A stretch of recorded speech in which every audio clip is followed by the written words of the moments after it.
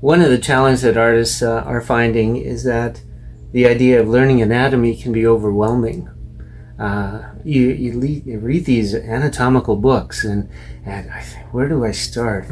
And the fact is, it's not. It's not for an artist. As a matter of fact, for an artist to solve the anatomy of the body, well, we know the body's symmetrical, so we can divide the body in half because we have the same muscles and bones on one side as we do on the other. So that simplifies things, but we're only focusing on structural anatomy, the bones, and oftentimes we're working with groups like the rib cage. And the other thing is we're dealing with surface anatomy, muscles, and understanding how joints articulate based on the action of muscles and the joint and so on and so forth.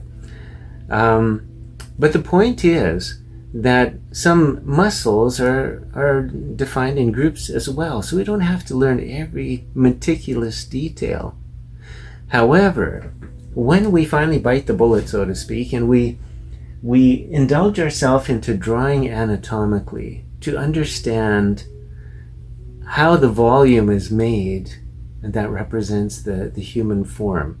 And then we also marry that with ideal measurements so that we understand the classical approach to understanding the beauty of the human form. These things put us in touch with the most simple and basic definition of beauty that's intuitively placed inside us. We love to see humans. We love to see human faces. We love to see the proportional representation of humans when we see a painting, and so on and so forth, because when we see truth, it becomes beauty to us. And I think most impressive is when we see a beautiful figure in a dancing expression like this one here, a beautiful representation of motion and gesture and equilibrium. All these things placed together can take your breath away. You can have one dancer in an auditorium where there are 2,000 people and everybody's fixated on this one person moving according to music, eh? Well, this study is a prime study for centuries, and it goes all the way back to the ancient Greeks, right? This poetic beauty that entrances us through gesture and pose. They sculpted that way.